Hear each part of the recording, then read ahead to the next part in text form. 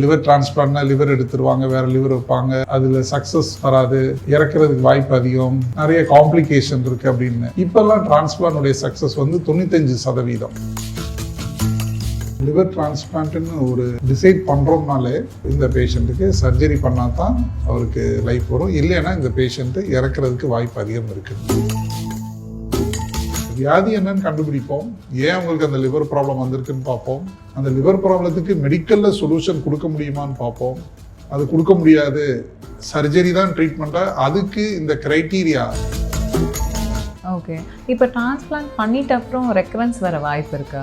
Liver transplant பண்ணுற காரணத்தை பொறுத்து இருக்கு. சப்போஸ் எனக்கு வந்து ட்ரிங்க்ஸ்னால லிவர் கெட்டு போயிருக்கு, நான் டிரான்ஸ்பிளான்ட் பண்ணிட்டேன், டிரான்ஸ்பிளான்ட் பண்ண பிறகு நான் குடிப்பேன் அப்படின்னு குடிச்சிக்கிட்டே இருந்தால் வச்ச லிவர் கெட்டு தான் போகும். டிரான்ஸ்பிளான்டேஷன் முடிச்ச அப்புறம் நம்மளோட லைஃப் ஸ்பேன் வந்து கம்மியாகுது அப்படின்னு சொல்கிறாங்க, அது உண்மையா டாக்டர்? அதாவது டிரான்ஸ்பிளான்ட் பண்ணுறதே Love your liver with Dr. Joy Varghese. Behind its நேயர்களுக்கு வணக்கம், நான் உங்கள் சக்தி. இன்றைக்கி லவ் யுவர் லிவர் எபிசோடில் லிவர் டிரான்ஸ்பிளான்டேஷன் பற்றி liver specialist doctor Joy Varghese கிட்ட தான் நம்ம பேச போகிறோம். வாங்க பேசலாம். ஹலோ டாக்டர், எப்படி இருக்கீங்க? Hello, hi. ஒருத்தவங்களுக்கு லிவர் டிரான்ஸ்பிளான்டேஷன் தேவை அப்படின்னு சொல்லிட்டு நீங்கள் எப்படி டாக்டர் ஐடென்டிஃபை பண்ணுவீங்க? இது லிவர் டிரான்ஸ்பிளான்ட்னு ஒரு நாங்கள் டிசைட் பண்ணுறோம்னாலே அந்த பேஷண்ட்டுக்கு அந்த சர்ஜரி ஏதோ ஒரு மேஜர் ஆப்ரேஷன் அது பண்ணலைன்னா அவங்களுக்கு லைஃப் வந்து வெரி வெரி ஷார்ட் அப்படின்னு அதுக்குன்னு க்ரைட்டீரியாலாம் இருக்குது. டக்குன்னு வந்து ஒரு சின்ன ஒரு லிவர் டிசீஸுக்கே போய் லிவரை மாற்றி வைங்க அப்படின்லாம் சொல்லக்கூடாது. ஸோ அதில் வந்து 3 ஸ்டெப்ஸ் வருது. சிலது வந்து அக்யூட் லிவர் ஃபெயிலியர்னு சொல்லுவோம், அதுக்கு ஒரு க்ரைட்டீரியா இருக்குது மெடிக்கல் டர்ம். அப்படி க்ரைட்டீரியானா என்னன்னு நீங்கள் கேட்டிங்கன்னா, அந்த பேஷண்ட்டுடைய பிளட் பேராமீட்டர் ஒரு லெவலுக்கு மேலே மெடிக்கல் தெரப்பி எல்லாம் கொடுத்தும் கண்ட்ரோல் ஆகாமல் ஒரு லெவலுக்கு மேலே போகுது அப்படின்னு நிறைய ஸ்டெப்ஸ் இருக்குது. அது எல்லாமே ஃபுல்ஃபில் பண்ணால் தான் அந்த பேஷண்ட்டுக்கு வந்து நம்ம இந்த பேஷண்ட்டுக்கு சர்ஜரி பண்ணால் தான் அவருக்கு லைஃப் வரும், இல்லைன்னா இந்த பேஷண்ட்டு இறக்குறதுக்கு வாய்ப்பு அதிகம் இருக்குது. அது வந்து அக்யூட் லிவர் ஃபெயிலியர்னு ஒரு கண்டிஷன் இருக்குது. அது வந்து கம்மி தான். பட் நம்ம காமன் பப்ளிக் பார்க்குறது சிரோசிஸ். லிவர் வந்து ஒரு ட்ரிங்க்ஸ்னாலேயோ ஏதோ ஒரு காரணத்தினால, ஃபேட்டி லிவர்னாலேயோ வைரஸ்னாலேயோ சிரோசிஸ் ஆயிடுது.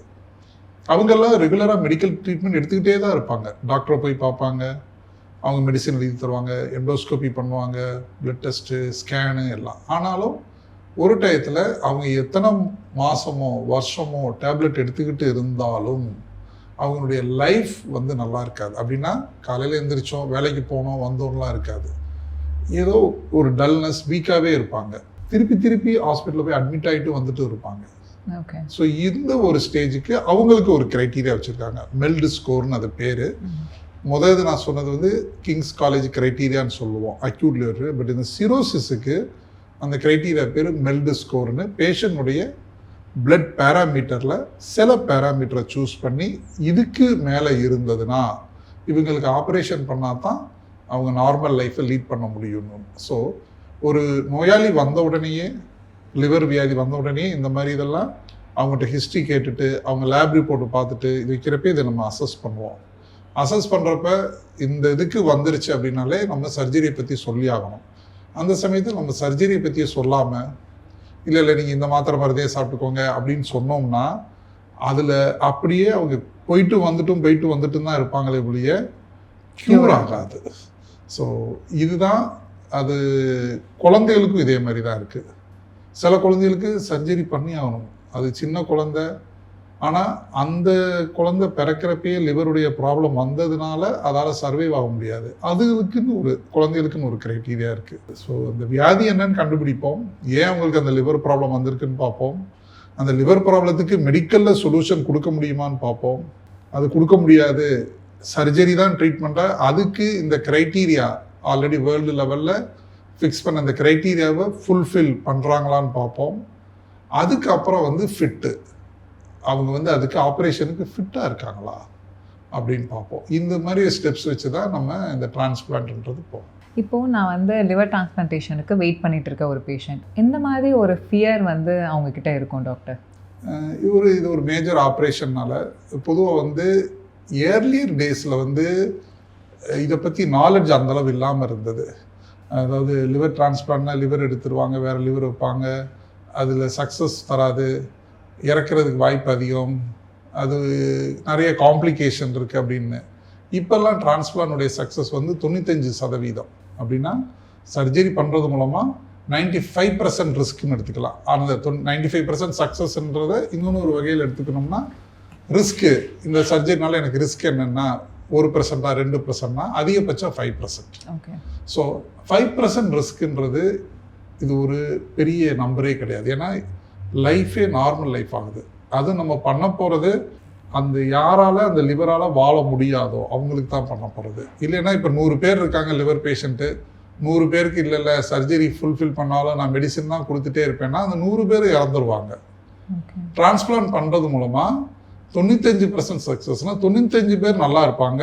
பட் சர்ஜரி பண்ணாலும் 5% வேரியஸ் ரீசனால் இறக்கிறதுக்கு வாய்ப்பு இருக்குது. ஸோ 100% சக்ஸஸ் சொல்லக்கூடாது. ஓகே. இப்போ டிரான்ஸ்பிளான்ட் பண்ணிட்ட அப்புறம் ரெக்கரன்ஸ் வர வாய்ப்பு இருக்கா? லிவர் டிரான்ஸ்பிளான்ட் பண்ணுற காரணத்தை பொறுத்து இருக்குது. சப்போஸ் எனக்கு வந்து ட்ரிங்க்ஸுனால லிவர் கெட்டு போயிருக்கு, நான் டிரான்ஸ்பிளான்ட் பண்ணிட்டேன், டிரான்ஸ்பிளான்ட் பண்ண பிறகு நான் குடிப்பேன் அப்படின்னு குடிச்சிக்கிட்டே இருந்தால் வச்ச லிவர் கெட்டு தான் போகும். அதே மாதிரி சில வைரஸ் இருக்குது, ஹெப்படைட்டிஸ் பி வைரஸ். அந்த வைரஸை ஃபுல்லாக கம்ப்ளீட்டாக கிளியர் ஆக்கிடணும் சர்ஜரிக்கு முன்னாடியே. அன்டிடெக்டபிள்னு ஒரு பிளட் பேராமீட்டர் வரும்.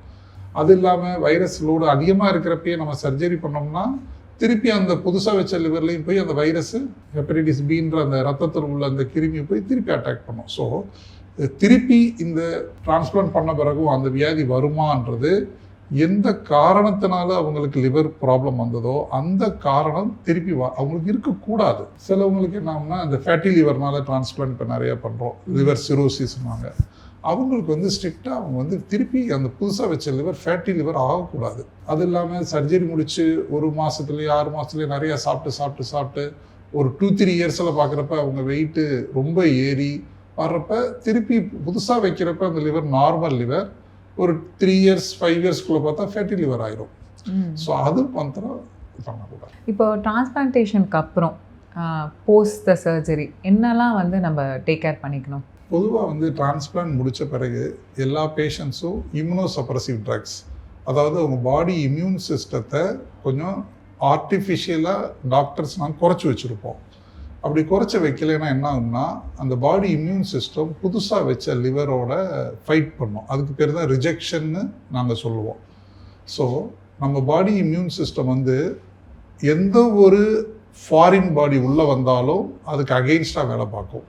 இப்போ வந்து ஒரு லிவரு அது அவங்க சொந்தக்காரங்க லிவரே இருந்து நம்ம எடுத்து பகுதி லிவர் எடுத்து வச்சாலும் இப்போ என்னுடைய பாடி வந்து என்னுடைய இதில் இன்னொருத்தவங்களுடைய லிவர் வைக்கிறப்ப அதை ஃபாரின் பாடியாக தான் கன்சிடர் பண்ணி இந்த இம்யூன் சிஸ்டம் போய் அதை அட்டாக் பண்ணிகிட்டே இருக்கும், அது ரிஜெக்ட் ஆகும். ஸோ இப்படி நடக்காமல் இருக்கிறதுக்காக சர்ஜரி முடித்ததுலேருந்து அவங்களுக்கு இம்யூனோ சப்ரசிவ் ட்ரக்ஸ், அவங்களுடைய பாடி இம்யூன் சிஸ்டத்தை ஒரு எக்ஸாம்பிள் சொல்ல ஸ்டீராய்டு, இதே மாதிரி நிறைய ட்ரக்ஸ் இருக்குது. இந்த ட்ரக்ஸை வந்து நாங்கள் கொடுப்போம்.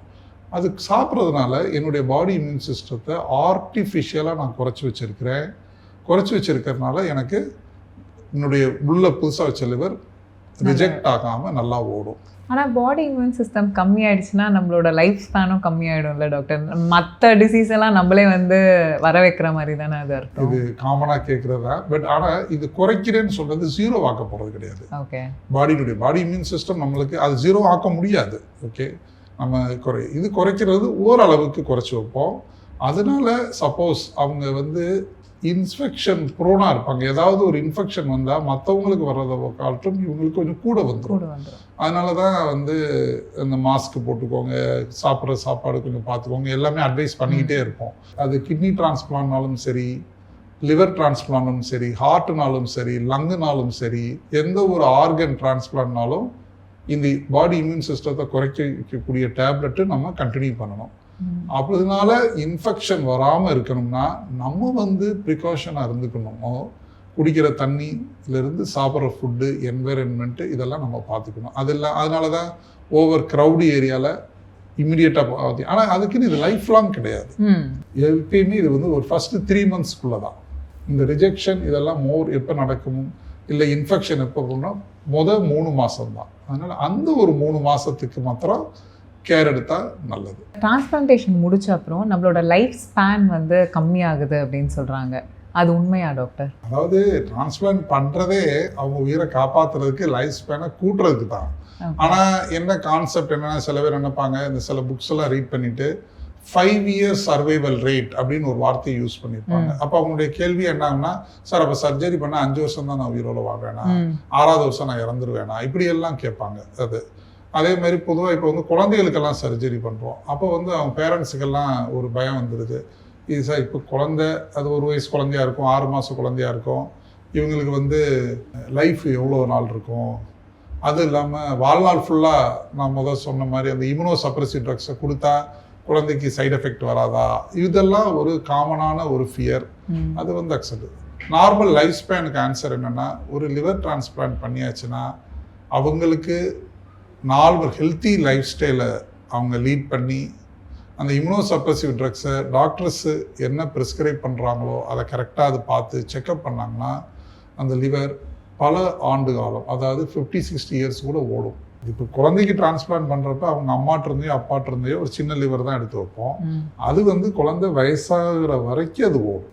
இது வந்து நேச்சர், பை நேச்சர். இது நம்ம எதுவும் பண்ணுறதில்ல, லிவருக்கு அப்படி ஒரு தன்மை இருந்தது. ஸோ அதே பிரின்சிபிள் தான் 60 வயசு உள்ளவங்களுக்கு பண்ணாலும் சரி, 70 வயசு உள்ளவங்களுக்கு பண்ணாலும் சரி.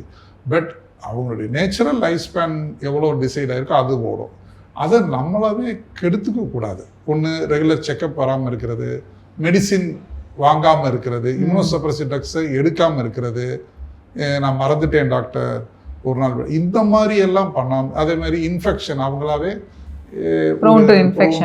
இதெல்லாம் பண்ணாமல் இருந்தாங்கன்னா லிவர் வந்து லைஃப் லாங் அது கொண்டு போகும். ஓகே, எந்த அளவு இன்டர்வல்ஸில் வந்து இவங்க ஸ்க்ரீனிங் பண்ணோம் டாக்டர்? டெஸ்ட்டெல்லாம் வந்து ஒரு 3 months ஒன்ஸ், 6 months ஒன்ஸ், அந்த மாதிரி எந்த இன்டர்வல் பிளாக்ஸில் எடுக்கும்? இப்போ சர்ஜரி நடந்த ஃபஸ்ட்டு 3 months அடிக்கடி வர சொல்லுவோம். அடிக்கடி மீன்ஸ் வாரத்துக்கு 2 நாளாவது வந்து செக்அப் பண்ண சொல்லுவோம். அதுக்கப்புறம் வீக்லி ஒன்ஸ், ஒரு லெவலுக்கு மேலே ஒன்ஸ் இன் 2 weeks. 3 monthsக்கு நான் சொல்கிறது ஃபஸ்ட்டு 3 months.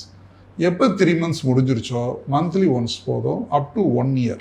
1 yearக்கு அப்புறம் ஒன்ஸ் இன் 2 months, 2 மாதத்துக்கு ஒருக்க வந்தால் போதும், அதாவது 6 விசிட். இது 2 yearsக்கு அப்புறம்லாம் 6 மாதத்துக்கு ஒருக்க வர சொல்லுவோம். 4th year 5th yearலாம் yearly once. So first 3 months தான் ஃப்ரீக்வெண்ட். இது 4 years 5 years எல்லாம் ஆன பிறகு இயர்லி ஒன்ஸ் தான் செக்கப். ஏன்னா அந்த பாடி இம்யூன் சிஸ்டம் அந்த ரிஜெக்ஷன் ஆகிறதா இருக்கட்டும், அந்த டோஸ் கொடுக்க எல்லாமே ஃபஸ்ட்டு 3 months தான் நிறையா இருக்கும். அதுக்கப்புறம் அந்த டோஸை குறைச்சிட்டே வந்துடுவோம். அதனால தான் அந்த ட்ரக்குனால குழந்தைகளுக்கெல்லாம் சைடு எஃபெக்ட் வராதுன்னு சொல்கிறோம். இப்போ குழந்தை ஒரு 6 மாதம் குழந்தைக்கு இப்போ சர்ஜரி பண்ணுறோம்னா ஃபஸ்ட்டு 9 months, அனதர் 3 months வரதா அதுக்கு ட்ரக்ஸ் கொஞ்சம் கூட இருக்கும். அப்புறம் குறைச்சி அது ஸ்கூலுக்கு போகிற வயசுலலாம் ரொம்ப ரொம்ப லோ டோஸாக தான் மெடிசின் இருக்கும். அது வந்து வருஷத்துக்கு ஒருக்க தான் செக்கப்பு, அது ஜென்ரல் செக்கப் மாதிரி. ஆனால் இது நீங்கள் சொல்கிறது படி பார்த்தா ஒரு லைஃப் லாங் நம்ம வந்து ஏதோ ஒரு விஷயத்தை வந்து டெஸ்ட் பண்ணிவிட்டு மெடிசன் சாப்பிட்டுட்டு அப்படியே இருக்கிற மாதிரி தானே இருக்குது. ஓகே, இயர்லி ஒன்ஸ் செக்கப்பை வந்து நம்ம நினச்சி பயந்தோம்னா லைஃபே இல்லாதனால தான் அதை சூஸ் பண்ணுறோம். இப்போ நம்மளுக்கு வந்து அந்த டிரான்ஸ்பிளான்ட் சூஸ் பண்ணுறதே மெடிக்கல் தெரப்பி ஃபெயில் ஆகுதுன்னு ஒரு சமயம் சூஸ் பண்ணுறப்ப லைஃப் லாங் ஒரு வருஷத்துக்கு ஒருக்க செக்அப் பண்ணிக்கின்றதை அக்செப்ட் பண்ணிட்டு போக வேண்டியதான். ஆனால் வந்து ஆஸ் அ பேரண்ட்டாக வந்து எல்லாரும் பயப்படுவாங்க, ஐயோ நம்ம சின்ன பசங்களுக்கு வந்து டிரான்ஸ்பிளான்டேஷன் பண்ணுறோமே, இதனால் வேறு ஏதாவது டிசீஸ் வருமோ அப்படின்னு சொல்லிட்டு பயங்கரமான ஒரு பயம் இருக்கும். அது காமன். ஏன்னா லைஃப் லாங் ஒரு ட்ரக் எடுக்கிறனாலே அவங்க எதையாவது ரீட் பண்ணிட்டு ரொம்ப பயந்து தான் இருப்பாங்க, ஃபியூச்சர் எப்படி இருக்கு. ஆனால் அதே இது அந்த சமயத்தில் இப்போ இங்கெல்லாம் சர்ஜரியெல்லாம் பண்ண தொடங்கி 10-15 வருஷம் ஆகுது. ஸோ பழைய பேஷண்ட்ஸ், பழைய 6 மாத குழந்தைக்கு முந்தி ஒரு 10 வருஷத்துக்கு முன்னாடி இப்போல்லாம் அது ஸ்கூலுக்கு 5ஆம் கிளாஸ் போயிட்டுருக்கோம். அந்த குழந்தையெல்லாம் பார்க்குறப்ப அது வந்து ஸ்கூலில் வந்து பெர்ஃபார்ம் பண்ணுறதா இருக்கட்டும், அதனுடைய ஃப்ரெண்ட்ஸோட அந்த இதெல்லாம் பார்க்குறப்ப இவங்க வந்து கன்வின்ஸ் ஆகிடுவாங்க. கிட்ஸாக இருக்கட்டும் இல்லைனா எனிபடி ஒரு ஹியூமன் வந்து ஒரு டிரான்ஸ்பிளான்டேஷன் பண்ணியிருக்காங்கன்னா அவங்களோட டெய்லி ரொட்டீன் முன்னாடி எப்படி பண்ணாங்களோ அதே பண்ண முடியுமா டாக்டர்? ஃபஸ்ட்டு 3 monthsக்கு வந்து நாங்கள் வந்து வீட்டில் தான் இருக்க சொல்லுவோம். அதாவது பெரிய வெளியெல்லாம் போகக்கூடாதுன்னு. குழந்தைகளாக இருந்தாலும் சரி, இதே ஒரு வேலைக்கு போகிற ஒரு மிடில் ஏஜ்டானால 3 monthsக்கு அப்புறம் அவங்க நார்மல் லைஃப், சர்ஜரிக்கு முன்னாடி அவங்க வந்து எப்படி நார்மல் அவங்க வீட்டில் உள்ள எல்லாரும், அது என்ன ஜாப்னாலும் சரி, எல்லா வேலைக்கும் போகலாம். இவங்க பசங்கன்னா ஸ்கூலுக்கு போகலாம், மற்ற குழந்தையோட விளையாடலாம். கேம்ஸில் பார்ட்டிசிபேட் பண்ணலாம், Gym weights ஜிம்முக்கு எல்லாம் போகலாம், தூக்கலாம். வெயிட் எடுக்கலாம். இது வந்து நிறைய பேர் இது மாரத்தான் இதெல்லாம் ஓடி ப்ரைஸ் எல்லாம் வாங்குறாங்களே டிரான்ஸ்பிளான்ட் பண்ண பேஷண்ட்ஸ் எல்லாம். அதனால அவங்களுடைய ஆக்டிவிட்டீஸ் எல்லாமே இருக்கலாம். ஸோ ஒரே இது அந்த மெடிகேஷன் மிஸ் பண்ணக்கூடாது. அந்த நான் முதல் சொன்ன மாதிரி அந்த செக்கப் மாத்திரம் ரெகுலராக பண்ணிக்கிட்டு இருந்தாங்கன்னா அவங்க வந்து அவங்களா சொன்னாதான் மற்றவங்களுக்கு தெரியும் நான் டிரான்ஸ்பிளான்ட் ஆனதுன்னு. அவங்கள மற்றபடி தோற்றத்துலையோ அவங்க ஆக்டிவிட்டி வச்செல்லாம் கண்டே பிடிக்க முடியாது. ஸோ அவங்க வந்து நார்மல் லைஃப் என்ன ஜாப் வேணாலும் பண்ணலாம். சில பேர் மைனிங் ஒர்க்கில் போய் வேலை பார்க்குறாங்க, கூலி வேலை பார்க்குறவங்களும் இருக்கிறாங்க, இந்த மாதிரிலாம் இருக்கிறாங்க. ஸோ அவங்க எல்லாருமே நார்மல் லைஃப்பை லீட் பண்ணலாம். அதே மாதிரி ஃபுட் ஹேபிட்ஸும் லைஃப் லாங் எதாவது வந்து கடைப்பிடிக்கிற மாதிரி எதாவது இருக்குமா? ஹெல்த்தி ஃபுட்டுன்னு ஒரு வார்த்தையில் நான் முடிச்சிருவேன். ஏன்னா இது சாப்பிடக்கூடாதுன்னு ஒன்றும் பெருசாக இல்லை. பட் மெயினாக வந்து ஹை கார்போஹைட்ரேட் டயட் எடுக்கிற எல்லாத்துக்கும் அந்த ஃபேட்டி லிவர் வர்றதுனால அது வந்து கொஞ்சம் குறைச்சிக்கோங்கன்னு சொல்லிடுவேன். இப்போ லேடிஸ்லாம் வந்து ஆஃப்டர் மேரேஜ் வந்து சம்டைம்ஸ் வந்து லிவர் டிரான்ஸ்பிளான்டேஷன் பண்ணியிருப்பாங்க. அவங்களுக்கு வந்து ப்ரெக்னன்சி வந்து எந்த அளவு வந்து பாதிக்கப்படும் டாக்டர்? ஓகே, இது வந்து மேரேஜ் ஆனாலும் சரி, மேரேஜ் ஆகாமல் உள்ள ஒரு கேர்ளாக இருந்தாலும் சரி, டிரான்ஸ்பிளான்ட்டுக்கும் ப்ரெக்னன்சிக்கும் சம்மந்தமே இல்லை. ஓகே.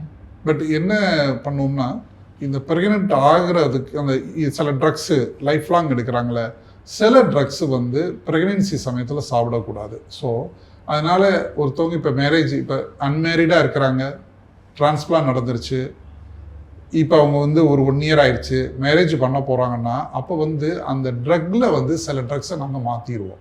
அந்த மாற்றிட்டு இனிமேட்டு இந்த ட்ரக்கை எடுங்க அப்படின்றோம். ஸோ அவங்க வந்து அந்த அது பேர் அசோத்தயோப்ரின்னு பேர். நார்மலாக எம்எம்எஃப்னு ஒரு ட்ரக் எடுப்பாங்க. அந்த ட்ரக்கை வந்து மாற்றிட்டு அசோத்தயோப்ரின்னு கொடுத்துருவோம். அந்த ட்ரக்கை அவங்க அப்படியே மேரேஜ் ஆன பிறகு அப்படியே கண்டினியூ பண்ணணும். பேபி பிறந்த பிறகும் அதை அப்படியே கண்டினியூ பண்ணிக்கணும். அது அந்த ட்ரக்கும் வந்து ஈக்குவலி எஃபெக்டிவ் இருந்தது. ஸோ அதனால பேபிக்கும் பிரச்சனை இருக்காது, மதருக்கும் பிரச்சனை இருக்காது. நார்மலாக அவங்க they can carry like normal other conceive and pregnant lady எப்படி போகிறாங்களோ அதே மாதிரி தான். இந்த பேஷண்ட்ஸ்லாம் எந்த விஷயத்தில் ரொம்ப கான்ஷியஸாக இருக்கணும்?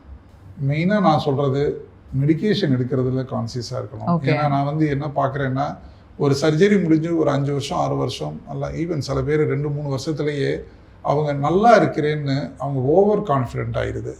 இந்த ட்ரக்ஸு வந்து ஒரு நாள் எடுக்கிறத வந்து அவங்க ஸ்கிப் பண்ணி அவங்க என்ன சொல்லிடுவாங்கன்னா நான் பிஸியாக இருந்தேன், என்னால் மறந்துட்டேன், அந்த இல்லை நான் வேறு ஃபாரின் இது ட்ராவல் பண்ணிகிட்டு இருந்தேன், நான் எடுக்க மறந்துட்டேன். அந்த தப்பு தான் மெயினாக பண்ணக்கூடாது. ஸோ அந்த ட்ரக்கை வந்து மிஸ் பண்ணுறது ரொம்ப ரொம்ப இது நல்லது. ஏன்னா அது வந்து அந்த ட்ரக் ஆர்கன் நான் முதல் சொன்ன மாதிரி இது பல வருஷம் கொண்டு போகிறதுனுடைய லைஃப் ஸ்பேனை குறைச்சி விட்டுரும். இந்த டிரான்ஸ்பிளான்டேஷனால சைக்காலஜிக்கலாக அவங்களுக்கோ இல்லை அவங்க ஃபேமிலிக்கோ வந்து எதாவது பிரச்சனை வருமா டாக்டர்? கட்டாயம் சில ப்ரெஷர் இருக்கும்ல. ஏன்னா இது வந்து ஒரு ஒரு உறுப்பை வந்து அடுத்தவங்களுக்கு மாற்றி வைக்கிறது. இதில் 2 நடக்குது. கொடுத்தவங்க என்ன நினைக்கிறாங்க, எதையோ நம்ம லூஸ் பண்ணிட்டோம். அவங்களுக்கு அது 30 days வளர்ந்துருன்னு சொன்னாலும் ஏதாவது வயிறு சம்மந்தப்பட்ட ஒரு பிரச்சனை ஒரு 5 வருஷத்துக்கு அப்புறம் வந்தால் கூட 5 வருஷத்துக்கு முன்னாடி நான் லிவரை கொடுத்துருந்தேனே அதனால் ஆயிடுச்சா அப்படின்னு ஒரு ஃபியர் வருது. ஏதோ லூஸ் பண்ண மாதிரி இது. 2வது வாங்கினவங்களை பொறுத்தவரை அவங்க நல்லா தான் லைஃப் லீட் ஆகும். அவங்களுக்கு வேற ஏதாவது ஒரு பிரச்சனை வருதுன்னா இது பர்டிகுலர்லி இந்த இறக்குறவங்ககிட்ட இருந்து தானமாக லிவர் கெடாவர் டிரான்ஸ்பிளான்ட் சொல்லுவோம். அந்த சமயத்தில் வந்து அது ஆர்கன் குவாலிட்டி நல்லா இருந்திருக்குமோ, அது யாருடைய ஆர்கனோ, சில சமயம் இந்த மாதிரி இது வந்து வெளியே அவங்க சொல்லாட்டாலும் சில சமயம் சைக்கலாஜிக்கலாக அவங்க வந்து இதாகிறாங்க. இது வந்து ஒன்று. இது இல்லாமல் நான் பார்க்குறது வந்து ஃபேமிலி மெம்பர்ஸில் வந்து அன்மேரிடு கேர்ள் சர்ஜரி பண்ணிடுச்சுன்னா அந்த மேரேஜ் வந்து ப்ரொப்போசல் போய் வர்றதுக்குள்ளே அந்த பேரண்ட்ஸ் அவங்களுக்கு ஸ்ட்ரெஸ்ஸு நிறைய வருது. அவங்க வந்து சைக்கலாஜிக்கலாக ஏன்னா அவங்க வந்து என்னை பார்த்து பீட் பண்ணுறப்ப ரொம்ப ஸ்ட்ரெஸ்ஸாக இருப்பாங்க. சார் என்னால் எக்ஸ்பிளைன் பண்ண முடியல, இந்த மாதிரி என் பையனோ பொண்ணோ ஆப்ரேஷன் பண்ணிட்டாங்க, அலையன்ஸ் பார்க்குறோம், அது எக்ஸ்பிளைன் பண்ணல. ஸோ இதெல்லாம் இந்த நம்ம கல்ச்சரில் இதில் ரொம்பவே அவங்கள வந்து பேரண்ட்ஸை ஸ்ட்ரெஸ் பண்ணுது.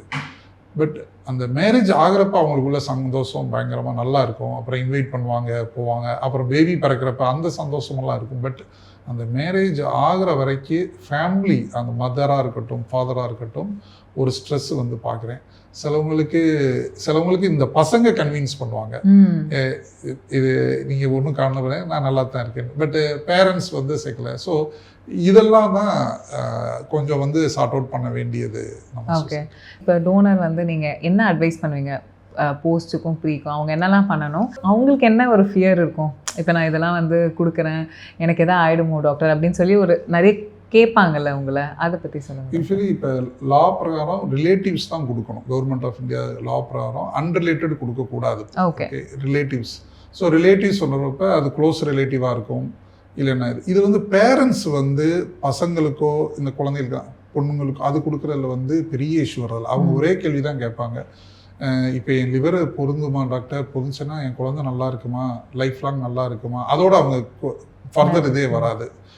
இது மற்றபடி பசங்க வந்து பொண்ணுங்களோ அப்பா அம்மாவை கொடுக்க வர்றப்பையோ இல்லை அவங்க பிரதர்ஸ் சிஸ்டர்ஸ்குள்ளே கொடுக்குறப்பையோ மீட்டிங்கில் வரப்ப எனக்கு கொடுக்கணும்னு விருப்பம் இருக்குது டாக்டர், பட் ஃப்யூச்சரில் எனக்கு லைஃப்பில் வந்து எனக்கு ஹெல்த் ரிலேட்டட் இஷ்யூ இதனால் வருமா அப்படின்வாங்க. ஸோ அதுக்கு என்ன ஆன்சர்னால், இந்த மாதிரி வந்து சர்ஜரி பண்ணுறப்ப கொடுக்குறவங்களுடைய ஃப்யூச்சர் வந்து அசஸ் பண்ண முடியும். நம்மளால் அசஸ் பண்ண முடியும்னா இது லிவருடைய ஒரு பகுதி போர்ஷன் கொடுக்கறதுனால லைஃப் லாங் அவங்களுக்கு எந்த பிரச்சனையும் வரும். அதுக்கு நிறைய டெஸ்ட் இருக்குது, அந்த லிவருடைய தன்மையை வச்சு கால்குலேட் இதெல்லாம் இருக்குது. அது பண்ணி பார்த்துட்டு அதில் கொடுக்குறவங்களுக்கு 1% கூட லைஃப் ரிஸ்க்கு வாழ்நாள் ஃபுல்லாக வராதுன்றவங்கள தான் நம்ம சூஸ் பண்ணணும். அதில் அந்த கால்குலேஷன் ரிஸ்க்கு 1.5%, 2% வந்தாலும் நம்ம அவங்கள சூஸ் பண்ணக்கூடாது. ரெண்டாவது, எப்பயுமே இவங்களை வந்து சைக்கியாட்ரிக் கவுன்சிலிங் சொல்லியிருக்கு, அவங்களுக்கு அனுப்பிடுவோம் இந்த ஒர்க்கப்லேயே. அவங்க போய் சைக்கியாட்ரிஸ்ட்டை டோனர் கட்டாயம் மீட் பண்ணி ஆகணும். மீட் பண்ணுறப்ப நம்மகிட்ட சொல்லாதது கூட அவங்ககிட்ட சொல்லுவாங்க, அவங்க கவுன்சிலிங் பண்ணுவாங்க. அந்த இது வந்து அவங்கள கன்வின்ஸ் பண்ணுறது கிடையாது. சைக்கியாட்ரிஸ்டுடைய ரோல் என்னென்னா, கொடுக்குறவங்க மென்டலி தே ஆர் ஸ்ட்ராங், ஸ்டேபிளாக இருக்காங்களா, இல்லை வேறு ஏதோ ஃபேமிலி ப்ரெஷர்னாலேயோ ஏதோ கொடுக்க வந்துட்டு உள்ளுக்குள்ளே பயந்துட்டு வெளியே சொல்ல முடியாமல் இருக்கிறதுனால இருக்காங்களோ. ஸோ அந்த சமயத்தில் அவங்க சில நோட்ஸ் போட்டு அனுப்பிடுவாங்க.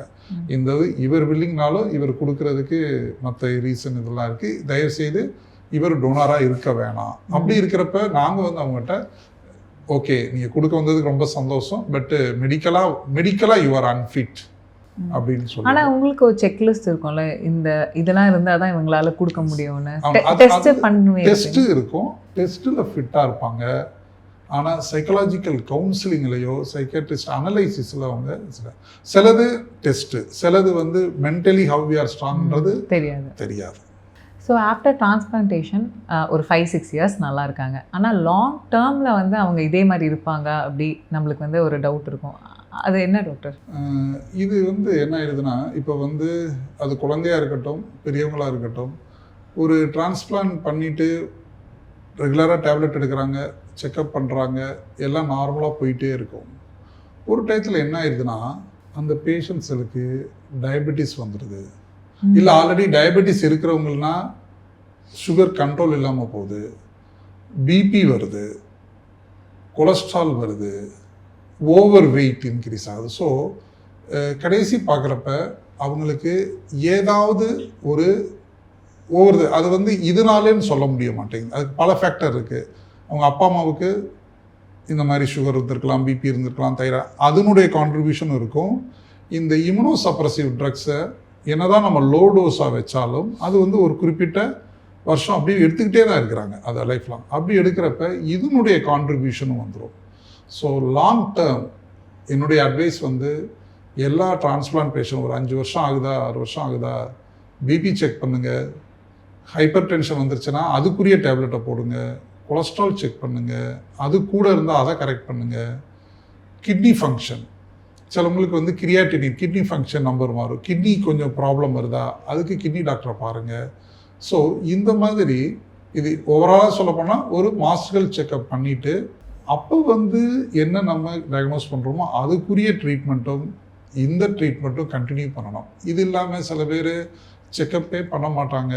ஒரு தடவை திடீர்னு பார்க்குறப்ப பிளட் ப்ரெஷர் பார்த்தா 180, 200 இருக்கும். அந்த பிபி போகிறப்ப அந்த ஹை பிபினால் ரிலேட்டட் பிரெயின் இஷ்யூவாக இருக்கலாம், அந்த ஹை பிபி ரிலேட்டட் கார்டியாக் இஷ்யூவாக இருக்கலாம், ஹார்ட் அட்டாக்கு வரலாம், அந்த ஹை பிபினால் கிட்னி ப்ராப்ளம் வரலாம். இப்படி ஏதாவது ஒரு காம்ப்ளிகேஷன் போயிடுறாங்க. அப்புறம் வருவாங்க. ஸோ என்னுடைய அட்வைஸ், மெடிசின் எடுக்கிறீங்க, ஒரு ரெகுலர் செக்கப் இயர்லி ஒன்ஸ் ஆகுது மாஸ்டர்கள் செக்கப் நியர்பை ஹாஸ்பிட்டலில் பண்ணிக்கோங்க. ஸோ போஸ்ட் திஸ் டிரான்ஸ்பிளான்டேஷன் வந்து நிறைய இன்ஃபெக்ஷன் வந்து வரும் அப்படின்னு நீங்கள் சொல்கிறீங்க இல்லையா? So what type of infection வர வாய்ப்பு இருக்குது அண்ட் எப்படி சார் நம்ம ப்ரிவென்ட் பண்ண முடியும்? இந்த இன்ஃபெக்ஷன்ஸ் அதிகமாக வர்றது சர்ஜரிக்கு அப்புறம் பார்த்தா நான் முதல் சொன்ன மாதிரி ஃபஸ்ட்டு 3 months. அதுக்கு காரணம் வந்து அதிகப்படியான கொஞ்சம் டோஸ் வந்து இம்யூனோசப்ரசிவ் ட்ரக்ஸை வச்சுருப்போம். அப்புறம் வந்து அது படிப்படியாக குறைச்சிருவோம். ஸோ ஒரு சர்ஜரி முடிஞ்சு 1 வருஷம் ஆச்சு, 2 வருஷம் ஆச்சு, அவங்களுக்கெல்லாம் போய் இன்ஃபெக்ஷன் வருமா அப்படின்னு கேட்டால் வராது. அவங்களுக்கு என்ன மாதிரி இன்ஃபெக்ஷன் வரும்னா, காமனாக அவங்க வீட்டில் என்ன இன்ஃபெக்ஷன், ஒருத்தவங்களுக்கு ரெஸ்பிரேட்டரி இன்ஃபெக்ஷன், ஒரு தும்மல், வைரல் இன்ஃபெக்ஷன் வந்தால் அது வந்து இந்த ட்ராப்லெட் இன்ஃபெக்ஷன் மூலமாக இவங்களுக்கு பரவலாம். அந்த மாதிரி கம்யூனிகபிள் டிசீஸ்ன்னு சொல்லுவோம். அதே மாதிரி கண்டாமினேட்டடு, ஒரு ரோட் சைடில் போய் ஒரு கண்டாமினேட்டடு வாட்டரையோ ஃபுட்டையோ ஏதாவது சாப்பிட்டா அது ரிலேட்டடு டயரியா, வாமிட்டிங். ஸோ ஒரு வருஷம் இதுக்கப்புறம் வரக்கூடிய அவங்க இன்ஃபெக்ஷன் எல்லாம் 100% அவாய்டபிள் இன்ஃபெக்ஷனாக தான் இருக்கும். அவங்க ட்ரிங்கிங் வாட்டரோ ஏதோ பார்த்துட்டு இது ப்ராப்பர் ஹேண்ட் வாஷ், மாஸ்க் வச்சா வர்றதுக்கு வாய்ப்பே கிடையாது. பட் இந்த ஃபஸ்ட்டு 3 monthsக்குள்ளே என்னென்ன இன்ஃபெக்ஷன் வருதுன்னு பார்க்குறப்ப 3 டைப் இன்ஃபெக்ஷன் தான்: பாக்டீரியா, வைரஸ், ஃபங்கஸ். இதனால் என்ன பண்ணோம்னா, டிரான்ஸ்பிளான்ட் முடித்த எல்லா பேஷண்ட்டுக்கும் ப்ரொஃபைலாக்சிஸ்ன்னு சொல்லுவோம். இன்ஃபெக்ஷன் வரக்கூடாது அப்படின்னு சில டேப்லெட்டை ஆட் பண்ணி தான் கொடுப்போம். ஃபங்கஸ் வரக்கூடாதுன்னு ஒரு ஆன்டிஃபங்கல், வைரஸ் வரக்கூடாதுன்னு ஒரு ஆன்டிவைரல், பாக்டீரியா சில சமயம் வரக்கூடாதுன்னு சில பேஷண்ட்டுக்கு ஆன்டி பாக்டீரியல். இந்த மாதிரி ஒரு ப்ரொஃபைலாக்சிஸ் அப்படின்னு சொல்லி கொடுத்துட்டு அப்புறம் அதை நிப்பாட்டிடுவோம். பட் இதையும் மீறி அவங்களுக்கு வந்து ஒரு ஃபங்கல் இன்ஃபெக்ஷனோ, ஒரு வைரல் இன்ஃபெக்ஷனோ, ஒரு பாக்டீரியல் இன்ஃபெக்ஷனோ வந்தால் அது என்ன டைப்பான இன்ஃபெக்ஷன்றது சில டெஸ்ட்டில் கல்ச்சர்னு சொல்லுவோம். கல்ச்சர் டெஸ்ட் இதெல்லாம் பார்த்துட்டு அதுக்குரிய ஸ்பெசிஃபிக் ட்ரீட்மெண்ட் கொடுத்தாகணும். இது வந்து ரியலி நான் பார்க்குறது சில சமயம் வந்து நல்ல சேலஞ்சிங்காக இருக்கும். ஏன்னா இந்த கன்ஸ்ட்ரக்ஷன் ஏரியாவில் போயிட்டு சர்ஜரிக்கு அப்புறம் யாரையும் ஸ்டே பண்ணக்கூடாதுன்னு, நியூலி பில்டிங் அங்கே வந்து ஃபங்கஸ் இருக்கும். அதேமாதிரி கார்டனிங் ஏரியாவுக்கு போகக்கூடாதுன்னு சொல்லுவோம். அந்த ஸ்போர்ஸ் எல்லாம் இருக்கும் அந்த இதில். இது அதே மாதிரி ரா ஃபுட்டு எதுவும் சாப்பிடும், அந்த ஸ்கின்னெல்லாம் பீல் பண்ணி தோல்லாம் எடுத்துகிட்டு தான் சாப்பிடணும்னு சொல்லுவோம். ஆப்பிள்னாலும் சரி இல்லை எதுனாலும். ஸோ ஏன்னா அந்த ரா ஃபுட்டில் வந்து ஓவர் த ஏரியா மற்ற இதில் ஏதாவது இருக்கலாம். ஸோ இது மாதிரி ஒரு ப்ரிகாஷன் நாங்கள் கொடுத்துருவோம். அதுக்குன்னு ஹெல்த் எஜுகேட்டர் இருப்பாங்க, அவங்க வந்து கவுன்சில் பண்ணுவாங்க, எப்படி ஃபுட்டு சாப்பிடணும், எவ்வளோ இதெல்லாம் இருந்து இந்த ப்ரொஃபைலாக்சிக்காக சில டேப்லெட்டை கொடுத்து அப்படியும் சில பேர் ரொம்ப சீரியஸ் இன்ஃபெக்ஷனில் வர்றப்ப அது வந்து அப்போ அட்மிஷன் வேண்டியிருக்கும். எப்போ இந்த மாதிரி ஒரு இன்ஃபெக்ஷன் வந்து ஒரு சீரியஸ் இன்ஃபெக்ஷன் வந்து இதெல்லாம் டிரான்ஸ்பிளான்னுடைய அவுட்கம்மை பாதிக்கும். ஓகே, ஸ்மூத்தாக இருக்காது. ஸோ எப்பயுமே இதெல்லாம் இன்ஃபெக்ஷன், அதே மாதிரி இன்ஃபெக்ஷன் உள்ளவங்களுக்கு டிரான்ஸ்பிளான்ட் பண்ணிடக்கூடாது. இப்போ இன்றைக்கி ஒரு சர்ஜரி பிளான் பண்ணுறோம், அன்னைக்கு அவருக்கு ஒரு ஃபீவர் இருந்ததுன்னா சர்ஜரி பண்ணக்கூடாது. ஸோ இதெல்லாம் ஒரு பேசிக்ஸ். ஓகே. இப்போ டிரான்ஸ்பிளான்டேஷன் அப்படின்னு சொன்னாலே பயங்கர எக்ஸ்பென்சிவ் தான்.